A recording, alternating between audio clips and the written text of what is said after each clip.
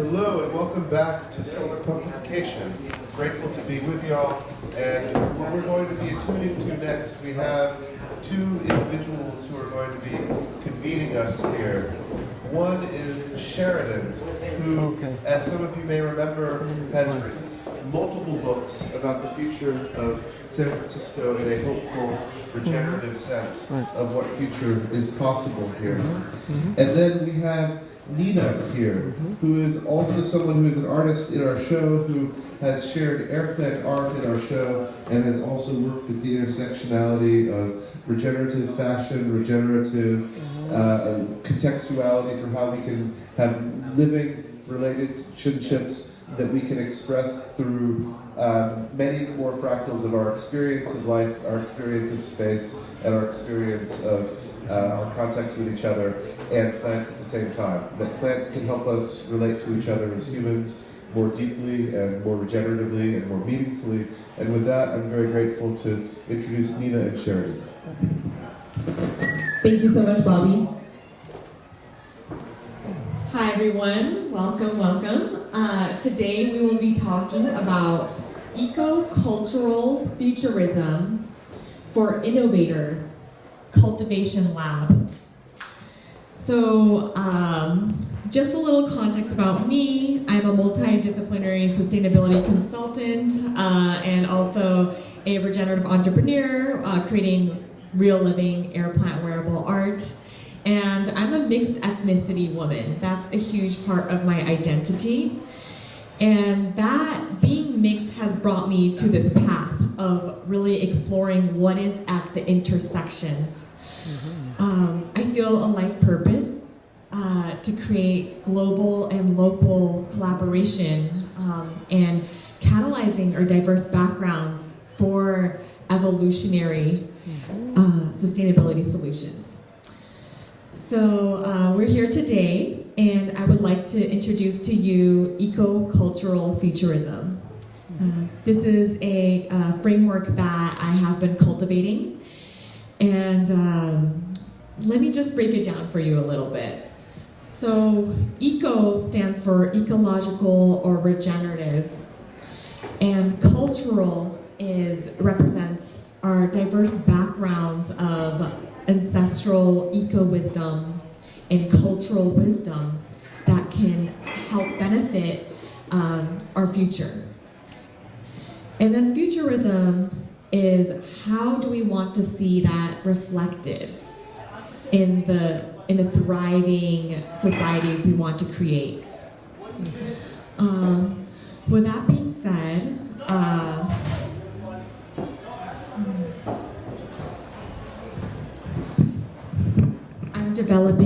I'm phrasing this workshop as a cultivator because I believe that this framework is a midwife. It helps each one of us birth our unique evolutionary solutions. Each one of us have different backgrounds, and that's the beauty of it. And how are we, and where that merges is where the innovations can come from. So, just like the biodiversity of the Amazon, it advances medicine.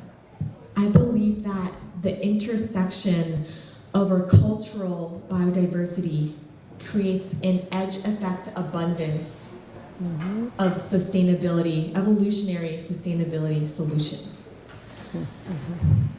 And so my purpose here is to really create those intersectionalities and see what emerges from there. And especially right now, we have new innovations such as AI coming on the map, and that's really changing the landscape of each person's work. And with that, people are losing access to the kind of jobs that existed before. However, we can also view this as an opportunity for each one of us to tap into our dharma. So dharma is a word that is it's a word that represents your unique purpose. Another word can be seva, right? Your service. You know, what is your unique contribution? And another word can be Ikigai, which is the intersection of your unique strength, what you're good at, what you're passionate about, and your service. What did you come to this planet to do? And we're at a point in the crisis now that we really need all hands on deck. And it's important that for a long time, there has been a lot of wasted capacities, I would believe, and thus diminished vitalities. I believe that in each one of us, there is something that wants to emerge, that wants to be expressed. And so I structure this workshop as a Ikasu, your Ikigai. Ikasu is a Japanese term, and there isn't a direct translation in English, but it could be roughly described as to let thrive, to let live, to leverage, to identify a unique strength, and to cultivate that, to amplify that within each and every entity. So a good example of that would be in our architecture, if there was a beautiful tree, we didn't chop it down and build over it. We would see the unique curvature of that tree and build with it in a way that accentuated the beauty of the tree. And even in our education system, if we're able to really identify, oh, this is where this person thrives, and then cultivate and amplify that, what kind of futures can we create? So,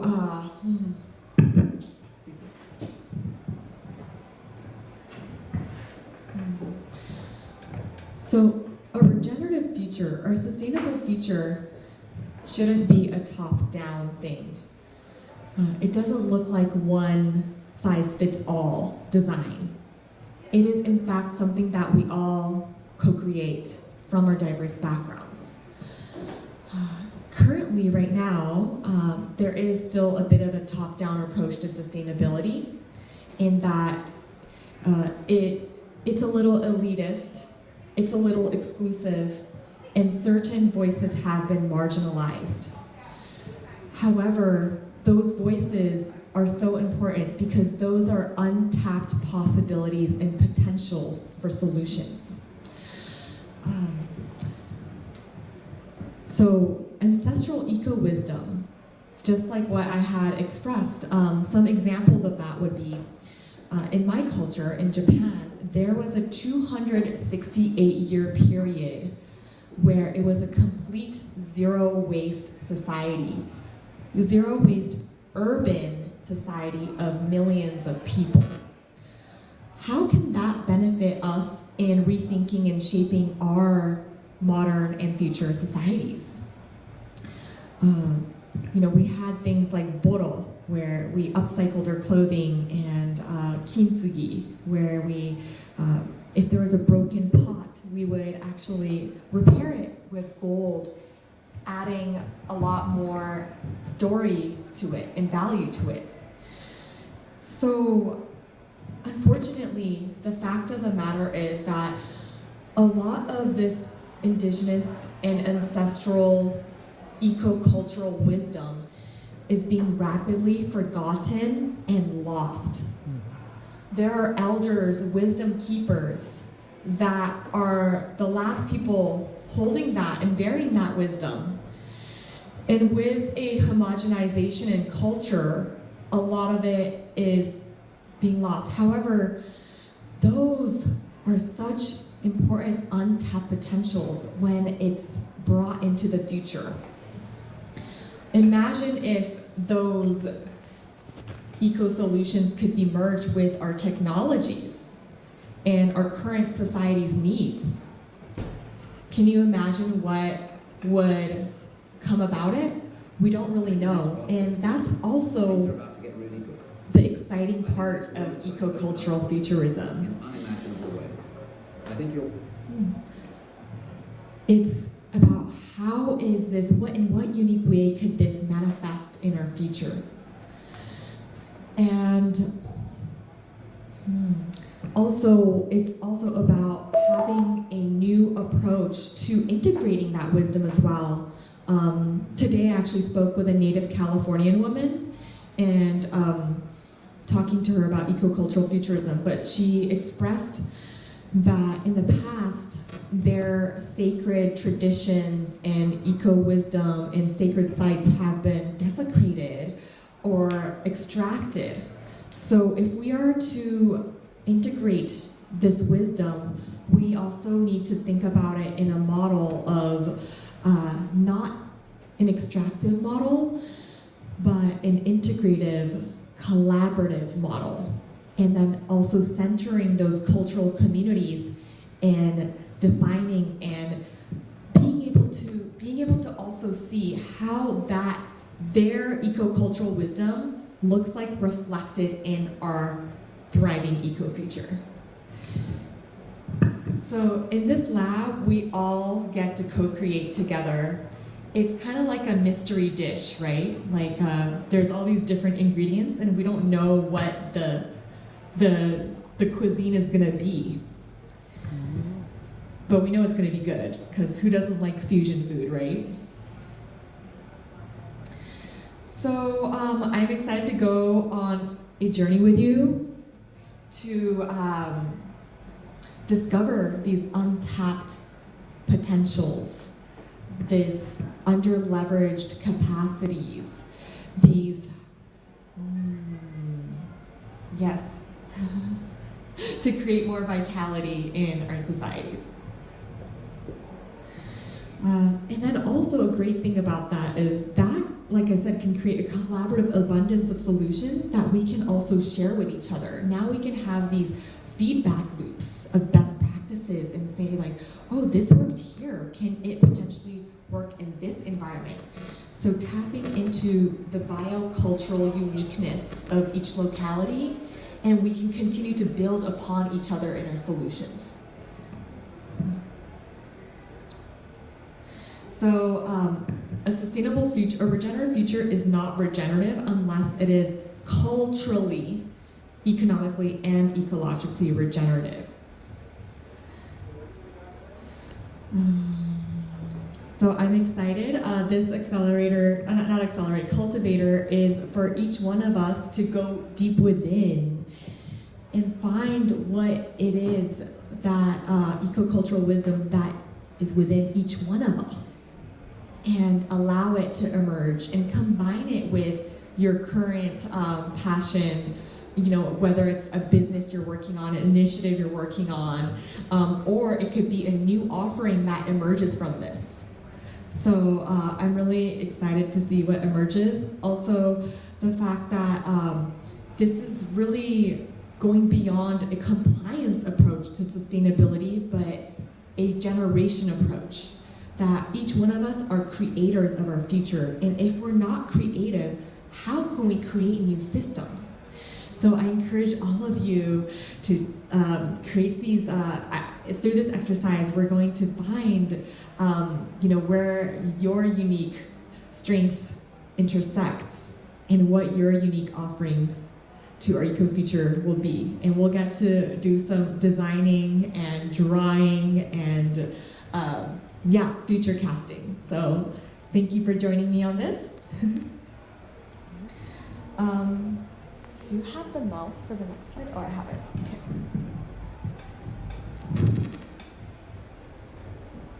Pick it up. Okay.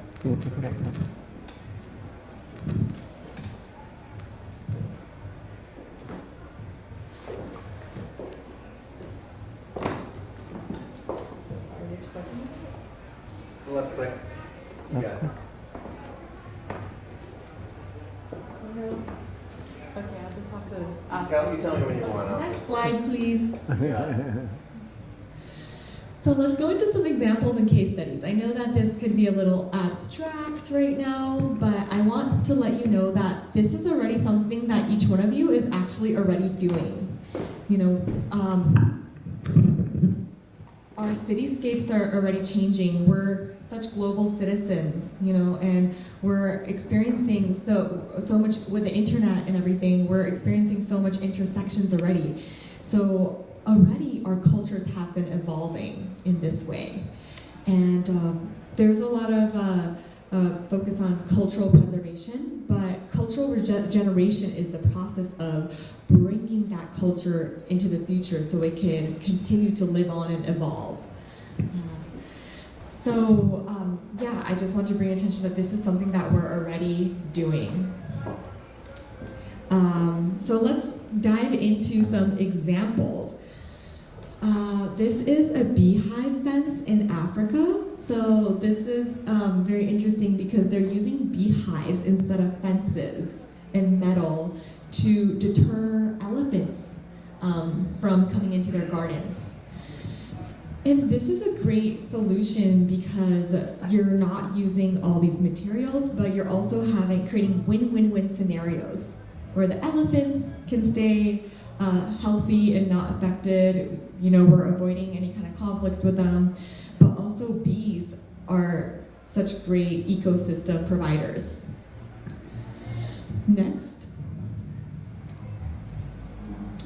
This is the living root bridges for water transport in India. Actually, Bobby introduced me to this one first a while ago. But yeah, the Kasi tribes in northeast India use this living tree roots to create bridges that transport water across ravines, creating a sustainable water management system.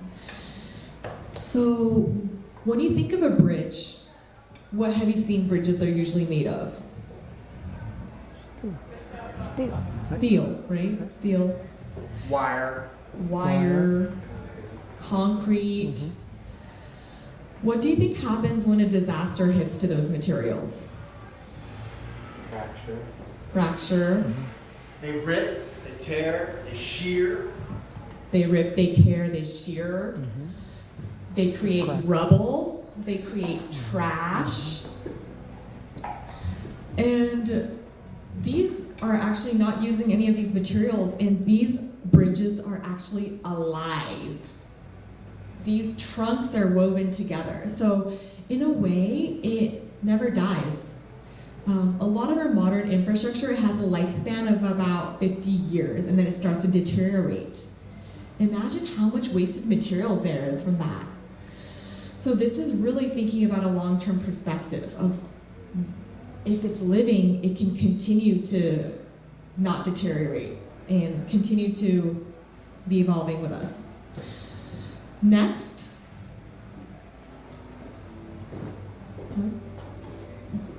And also imagine, what if we had these types of bridges in our urban landscapes? What would that look like? Have any of you guys heard about natto? Have you ever had natto? Yeah. You've had natto. Do you like it? I personally didn't like it, but I like other Japanese food. But that was my least favorite one. Yeah. It's one of those really funky ones. Like, it's a very funky bean. So basically, it's fermented. It has like a lot of beneficial bacteria in it, and it's sticky too. So you get these chopsticks and you stir it around, and it's almost like glue. It's just like really strong. Like, I'm sure you could even tie people up with it. I don't know. It's like a superpower. But so actually natto, we found out that it can purify water. So now, they're using natto's fermented byproducts, PGA. They're calling it PGA, and it's it's being used to purify contaminated water by trapping the contaminants. Mm-hmm. And then it decomposes it. So that's a little process of how it works. Mm-hmm. Who would have thought that natto could do that? Next slide. Also, I just wanted to add that miso, have you ever had miso? Miso soup? It's also fermented, and it's known to help prevent cancer and things like that. So these fermented bacteria are really good for you. And in Japan, if you put your hands in it, it makes your unique bacteria creates your own unique miso. Shout out Shared Cultures in San Francisco. Really good miso. Got a whole line. They're fantastic. They're good people. Wow. Yeah, shout out to Shared Cultures. Speaking of shared cultures, right? We can share our bacterial cultures to create yummy miso now. Another example of eco-cultural futurism is origami. So this is, have you ever done origami before? Oh, wow. Yeah. So I used to do this when I was like a kid in preschool too. You could like fold up these papers and create all these shapes and things like that. And it can get really intricate too. Like my great grandma used to make like all these crazy shapes out of it. Like she would make these like little capsules, like these little triangles, and you would put the triangles together, and it's like multicellular building blocks, right? Anyways, this sacred geometry folding methods, many different folding methods, are using for aerospace technology now, so that you can create compact folded equipment that can expand into their full-blown shapes out in space. All right, next slide. This is a universal one. Many cultures have eco-dyeing. So these are dyes that don't use toxics. And as you know, this is the fashion industry is very destructive to the environment, from the dyes to the process, the pollution that comes from it. So this is a great solution because these natural dyes actually even have health benefits. So imagine that. We're going from just doing the bare minimum of like, okay, doing less bad model of, oh, these clothes are maybe not bad for the environment. I mean, actually right now they're horrible because we're literally walking around in plastic bags, you know, we're wearing plastic. And imagine what that does to your health and all the static that it causes. So actually, your clothes don't have to just be sustainable, but it could actually be mutually thriving with you. That it could have win-win-win scenarios. So some of these dyes that I would like to share with you is akanezome.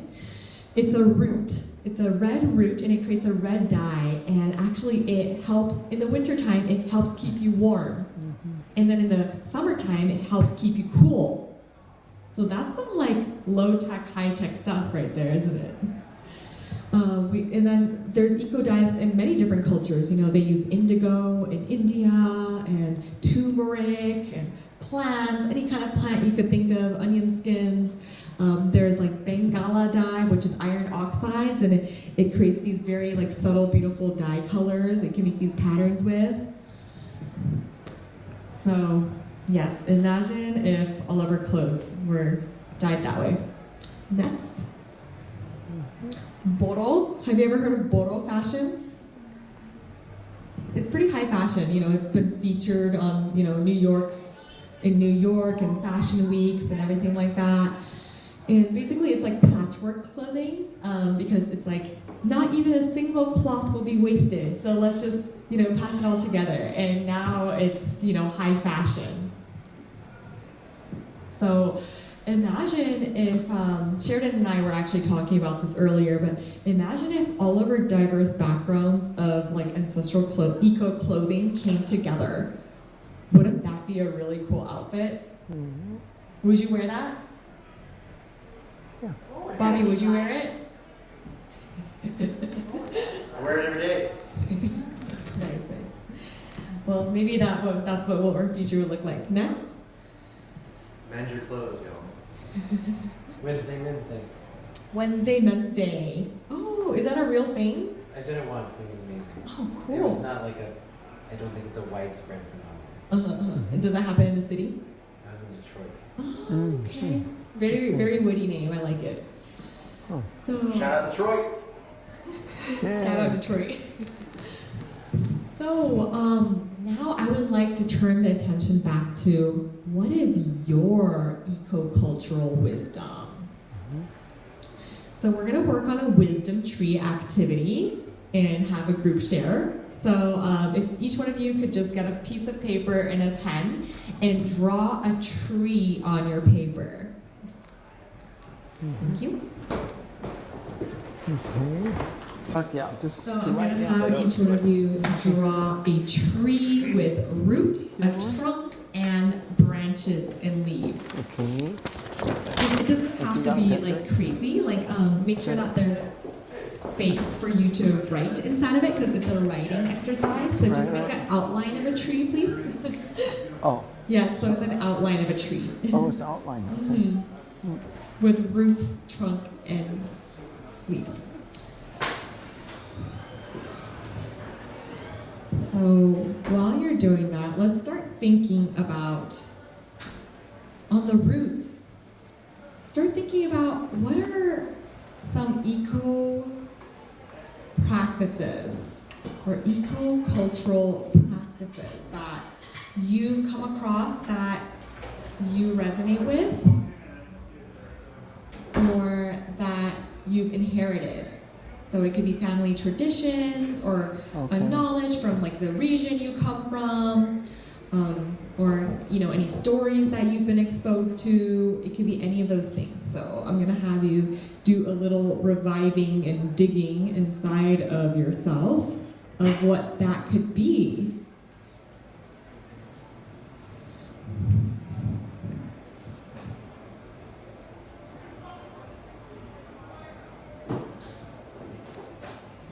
And then also start to think a little bit about your strengths.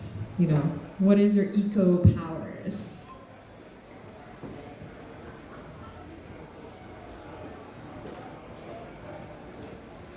So I'll give you like maybe 2 minutes to think about it and write it out.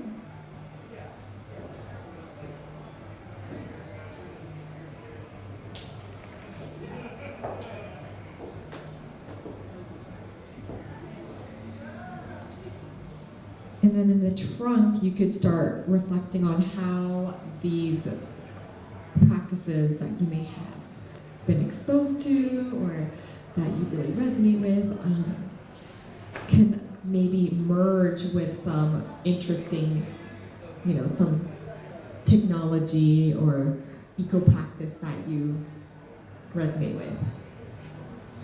Or how you might see it reflected in our eco-future.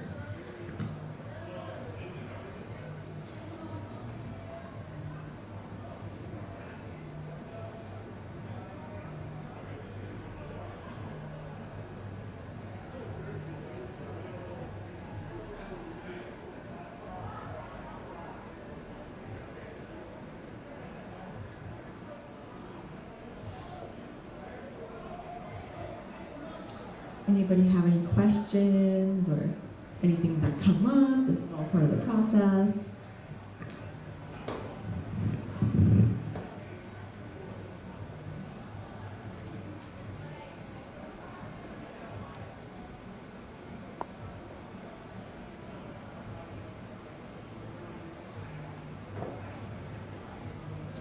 Give you like maybe about another minute as we move into the branches and imagining how these align with our regenerative future goals, and get very creative. Get very, very creative.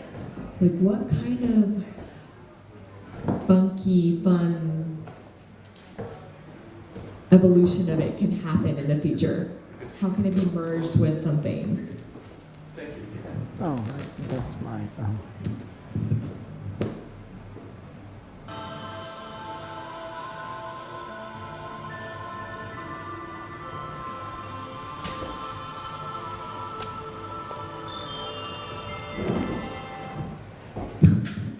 All right, everybody, we're back now.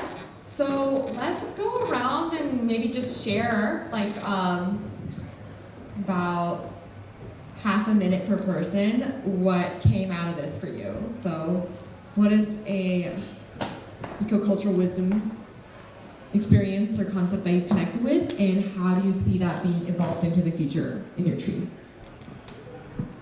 So let's start with Sheridan. Okay, right. I'll just use words to describe my upbringing and family. Okay, kimonos. My family runs a kimono shop since 1902. Scuba diving, swimming, okazu, Japanese food, tacos, because I grew up in San Jose, filmmaking, home videos, judo, I practiced that, and I did a lot of tree climbing. So, out of that, I have the trunk is beachwear and green or regenerative kimonos, because that's kind of artistic, right? And then I wrote a book about it already. So it's called Bop City, which is the old nightclub in Japantown in the 40s, 50s. It was the first integrated nightclub. All of them were segregated in downtown, but at 2 to 6 o'clock in Japantown, all the jazz musicians played. It was the first multicultural, multiracial jazz nightclub in the Bay Area, in fact. So I actually wrote about that. And what I think would be good is that a way to revitalize San Francisco with the arts and culture, music and technology. So I envision this Bop City kind of like a dance mall where everybody comes out, wears different kind of clothes and music. They have foods. Everything's very international. So that's kind of my vision of how you could put a lot of this disparate ideas together for revitalizing the city. Beautiful. Very vivid vision. Yeah. And if you could just say your name. My name is Howard. What I got from my tree is as above, so below. You know, I got the connection between the roots and the top. You know, they kind of like a reflected, and there's a connection between them. It's almost like the tree is going down into the earth. You know, too. You know, when you kind of look at the drawing that I made here. So. Like merging the traditions and the innovations, that they're all in one, past, present, future. Yeah, the parts of the underground, the shadowy, and the ascends into the light too. Very dark and light, yeah. History and invisible.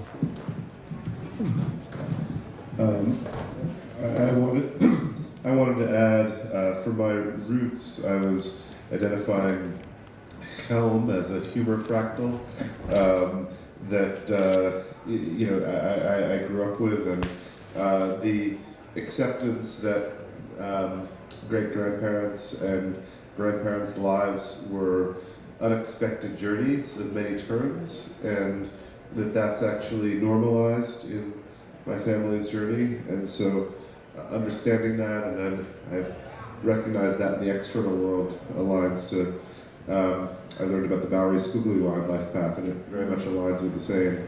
A family as a tribe of kind of affiliation, but that, this is in the tree trunk, I wrote that there can be a nexus of identity for affiliation of all the communities that create a mutual sense of home, and that there's also a fractal of life cherishing from family roots and integration of joie de vivre in the sense that my grandmother used to speak of it. So, Yar.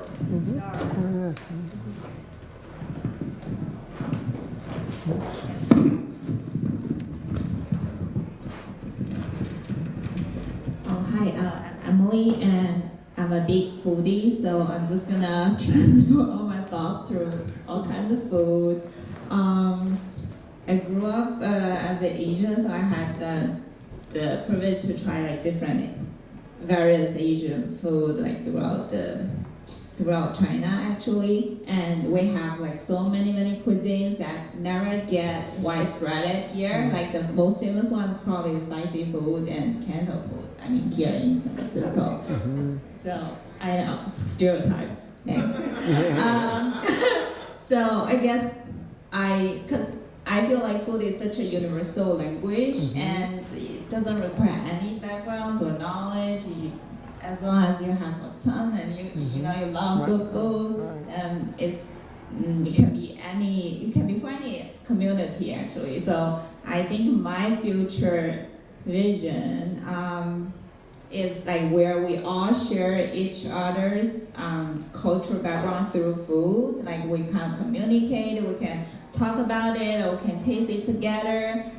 It's all ages, all genders, all races. Like it's more like this universal globalization of we all share our cultural roots or depth through food. Because I feel like there are so much more in depth into food that related to culture, like why we eat certain food in certain season, and why some food are good for your health, like for my culture, for each one of your culture, and some for maybe mystical reasons. So there's a lot more that we can explore. And the other thing I feel is because we live such a modern, fast-paced world, people don't put much effort or time into food anymore, right? Like we're so used to fast food or just grab a quick bite, like we don't really think about it. I think if we take the time and the taste palates to savor the food and really feel the connection, actually you can learn a lot more through it, and emotionally too. Like emotional connection is also a big part of the reason I kind of like going through this path through food. So yeah. Thank you, that's awesome. I love food. I need food. I don't eat. I waste away. So I sometimes plan my days around when I'm gonna eat. I drew a tree as requested. This wisdom tree was mostly squiggly lines because, as I've learned, we are on squiggly lines of journeys and fractals and capacities, etc. It's been a formative journey. As above, so below, someone mentioned. Sure. The mycorrhizal world is incredible. The idea of energy cycles and nutrient mixing, making things bioavailable or accessible, for better or for worse. I chair microradiation for Bay Area applied mycology, and yes, fungi will help you break down hydrocarbons. It's true. They may sequester heavy metals. However, they make them bioavailable for the plants that are growing in that soil. So if you're growing food in contaminated soil, you're just making it more bioavailable, meaning it's in the plant. So there's questions, there's conflicts, there's kind of like instantiations of reality. And how we manage through that, how we walk through that, is all that matters. Because that's what materiality is. What matters. What matters to you, what matters to me, what matters to us is the most important thing. So, thank you so much. That's my treat. Okay. Okay. Any more trees? No. Any more trees? No. Okay. All right. All right. Very good.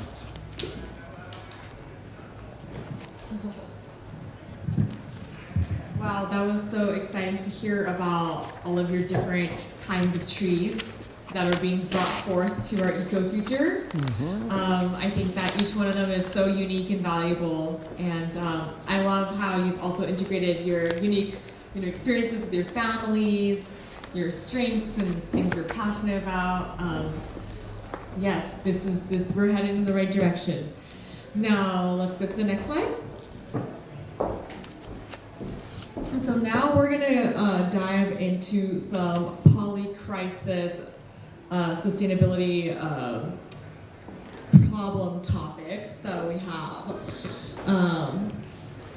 climate change, biodiversity loss, water scarcity and pollution, deforestation and land degradation, food insecurity and unsustainable agriculture.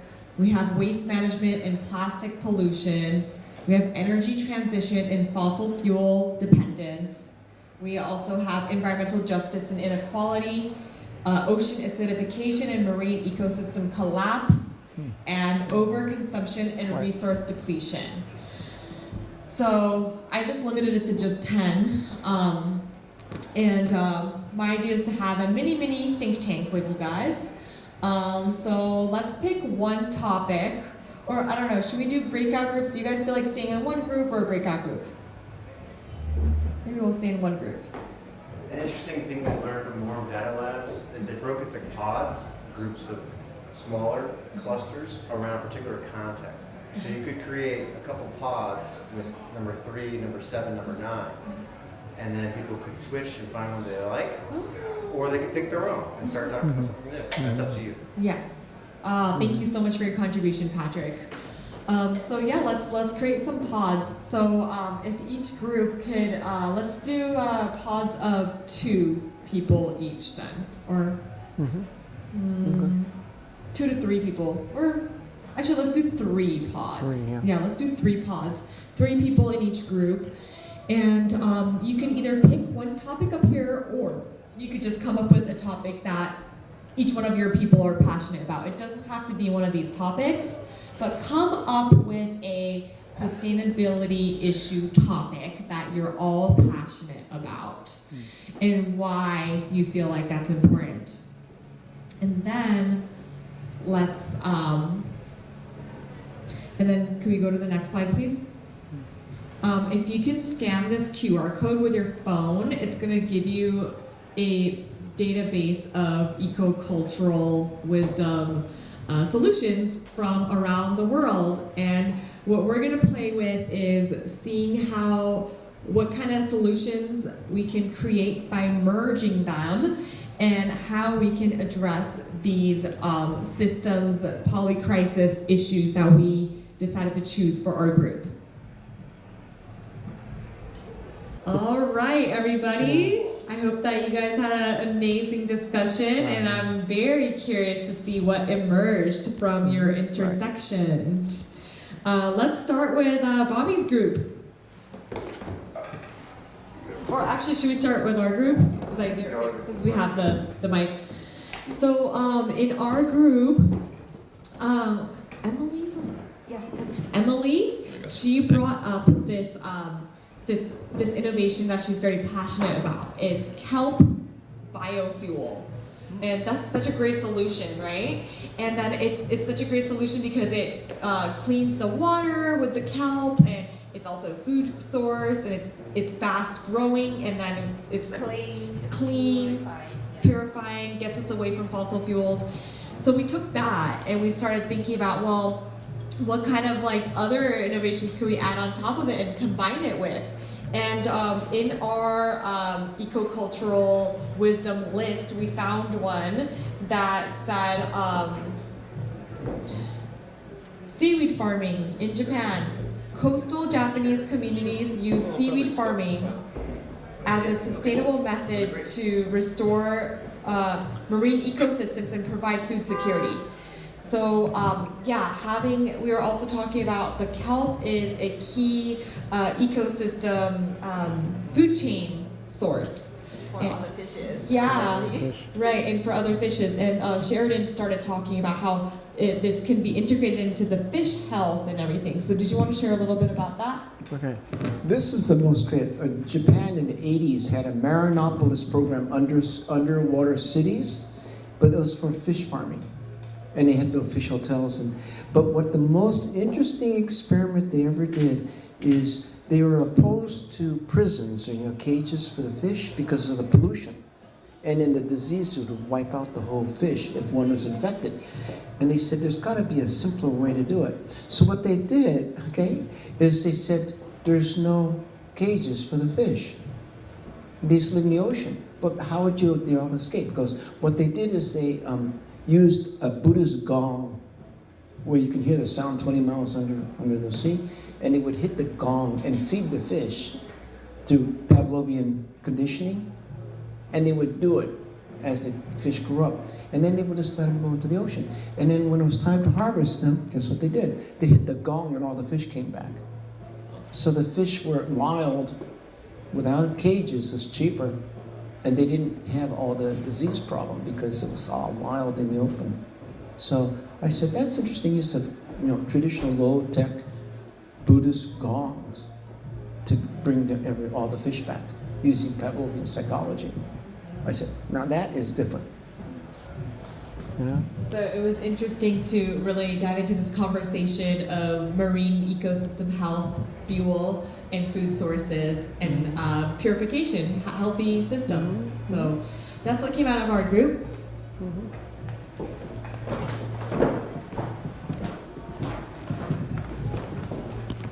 One second. Did you want to add anything else that came out of your group? I think that's pretty much it, right? And we also talk about rice farming a little bit as well. We're thinking some parts of the world, like Thailand, when they have this, China, yeah, they have this wet rice farming. So typically we think about like dry earth. What they did is they grow rice in a little bit pond of water where they surround it by small fishes, and one specific special fish can help eat the mosquito. So to help prevent diseases from the rice so that we don't get sick when we eat it. So yeah, that's like, and they grow fishes around it too, so that's only one type of fish. So it's like growing fish and growing rice at the same time, and they help kind of protect each other's ecosystem, and also makes us the feeder, whoever eat rice, more healthy, right? And yeah, more organic. Yeah, so that's pretty cool.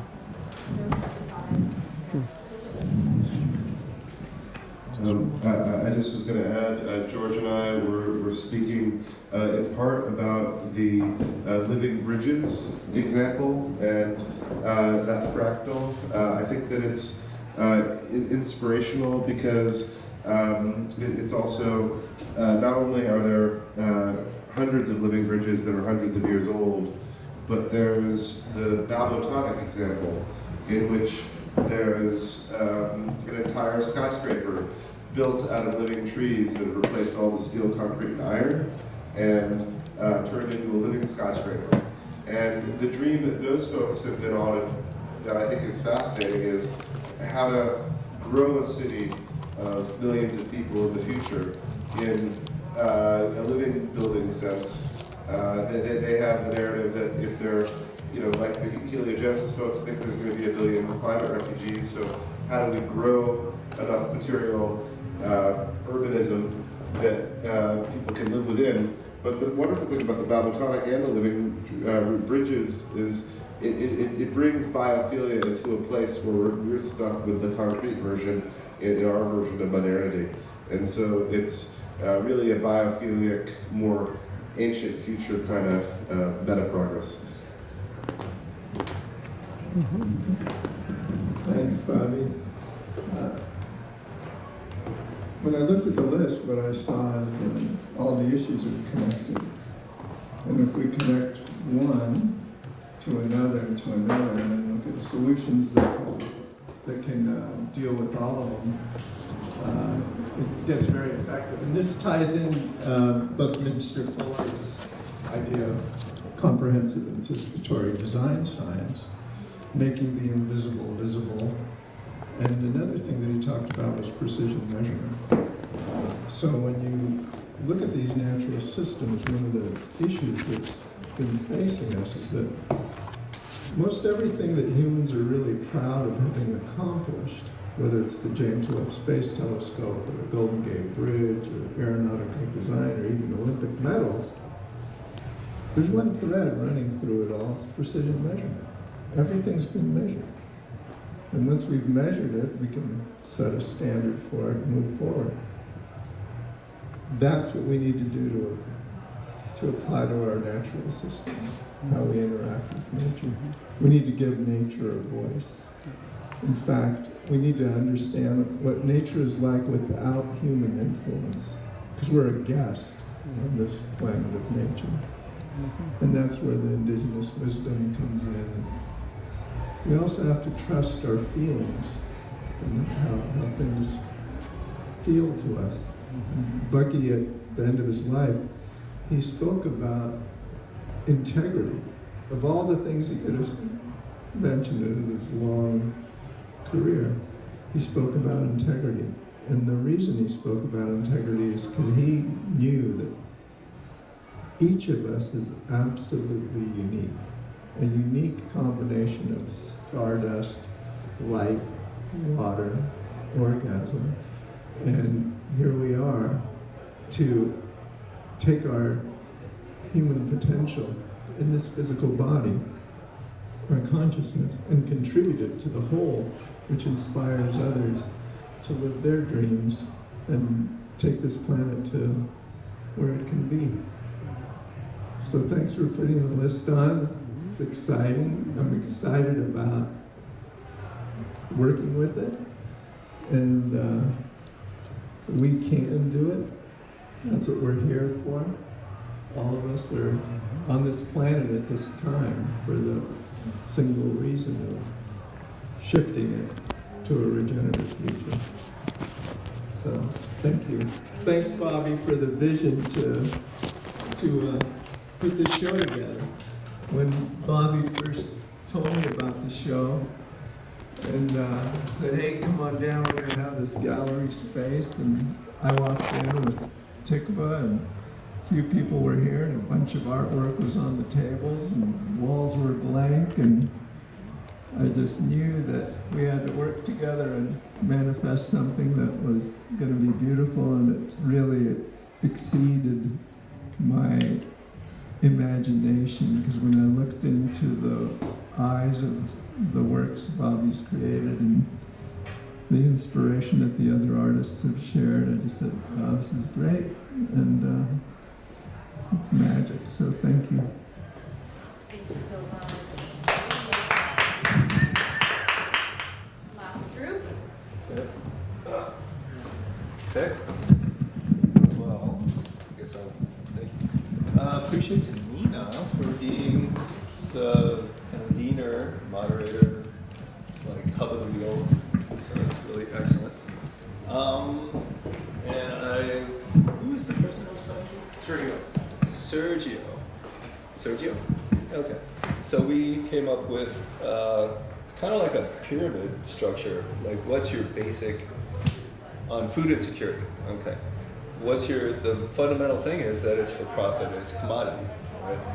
And then we tried to pair it with solutions, not just say, oh yeah, there's a problem, how to solve it.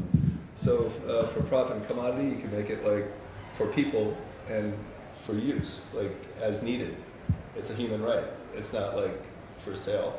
So it's just a shift in perception, but in like how it works. And the society now is built on it, so it's not gonna, unless you change society, it's not gonna change. So it's kind of a bigger question, but you couldn't start talking about like lack of quality food without saying, how do we get it in this system that we're existing inside of? And then even if you have money, sometimes there's a food desert and a lack of access. So you just have to create nodes or hubs of, local points of access where people can get quality and nutritious food. So it's how do you brainstorm that? Again, it's kind of like the society doesn't necessarily want that. It's not the value of the society, but if you get a shift and say, well, people are more valued than the dollar, that kind of change can be more likely to happen. Packaging and advertising is part of how food gets consumed and sold. So don't be sold, buy, but don't be sold. People want to buy, but they don't want to be sold. Pushed hard to take what's advertised, the big burger on the billboard with the melty cheese and the bacon sticking out. It's like that's what people think they want, but that's actually killing them. So you don't want that, but that's what you're sold. So don't be sold. Be conscious about how advertising works. Part of the problem is GMO and industrial factory production. So what you want is something that's like gardening, local consumption of local production. See the person who creates your food. It's not some frankenseed that some big factory comes out of like a big industrial production process. And then disconnection from food. Food is a drug. So people aren't connected to the production and the process of creating food, like cooking. Like think of your grandmother who used to make a pot of something, or like put care and love into like creating these really amazing, cultural. It's like connected to your culture. It's connected to basic food ingredients. It's real food that came from a fresh ingredient. But people are disconnected. It's like fast food. It's like salty, greasy, chemical filled. And the process should be food is medicine. And that connection, that reconnection to how people, older generations, like people that we know, like when you feel more connected as a person to food, you're also feeling more connected to the group of, your social connections, like, family connections, generational connections, and, friends sit down and have a nice big meal. So, I mean, the whole process is more positive when you are more connected to how your food is made, grown, and created. So, we were trying to think of ways to solve the problem, but there's bigger questions involved clearly, and it's hard to think about. You can't pull them all apart, it's all connected because it's all part of the economy and the way the society is structured right now. Surprisingly, the city of San Jose is the most advanced in gardening in the whole Bay Area. That's so good. And it used to be called Valley of Heart's Delight. We're trying to bring it back. There's a program called Go Green. Oh, wow. Go Green Teams. That's great. And I met them, and it's all volunteer-led, citizens, backyard gardeners. And what the city is promoting is backyard gardening throughout the whole city, landscaping, in empty city land, gardens, community gardens for free food. That's great. And it's a citywide program right now. In San Jose? In San Jose. Oh. It's the most advanced. If you go to the website, it's organized. And I met some ladies, they're like hippie, 80-year-old ladies who were hippies back in the day when they bought their house for like 20,000. And they grew, and I walked in their backyards in the botanical gardens with 40 different types of fruits and vegetables. And they grow so much food, they have to give it away. Yeah. Okay. So they're trying to encourage these old ladies and people who know how to grow food, because back in the day, they used to You had to do it. the young people don't know how to grow now. So they're trying to get the old people to teach the young people how to do that, because we used to call them World War II, the victory gardens. Yeah. I like that, you're tapping into the power of our elders and everything with that. Yeah, because, Sorry about that. I'll have to put the mic back. Thank you so much. Yes. Thank you so much for sharing, P. That was really insightful, and I really love this concept of elders growing the food and sharing us their wisdom on how to grow the food. And something that I take away about eco-cultural wisdom is that respecting the ancestors and the elders, because in our society there's a bit of a casting aside of the elders, and as I see my parents also age, what I really wish for them is that they continue to be in their unique dharma, their service, and that their unique personalities and strengths can shine to benefit society. And I think that that's when people are truly happy, and it doesn't matter what age you are. So people at every age should be able to do that, and I think that's what thriving is. Okay. So my daughter said the same thing. She said the baby boomers were cool because they used to go out and just do things. They didn't look at the phone and sit around the house. And the hippies in particular were growing their own food. And they had no money in the 70s, 60s, 70s. So a lot of them said, oh no, the old ladies said, we grow our stuff because we couldn't afford to pay for all of it. Okay, so out of necessity, but they said, they noticed that the under 40, they don't know how to grow food. They're so out of touch that they go and buy everything. So again, this is where elders of all nationalities, whether it's Chinese, Korean, Japanese, or whatever, a lot of them know how to grow food and cook it. People are the most great when they have achieved scarcity. When there's scarcity, it drives people to be creative. Yeah, they have to be for survival. Every challenge is an opportunity. Yeah, absolutely. Yeah, I would love to learn. I was in Hawaii, and there's a lot of people from diverse places in the world that came there, and then there's so many different types of gardening that I was able to learn there in terms of growing food, you know, like different kinds of Chinese herbs and things like that too. So yeah, I'm glad that we've been able to integrate and discover this topic. I would like to invite all of you to take a deep breath in, take 3 deep breaths in.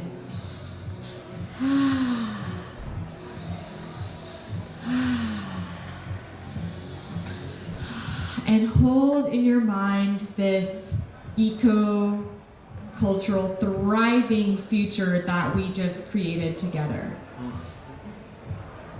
And hold that image in your mind.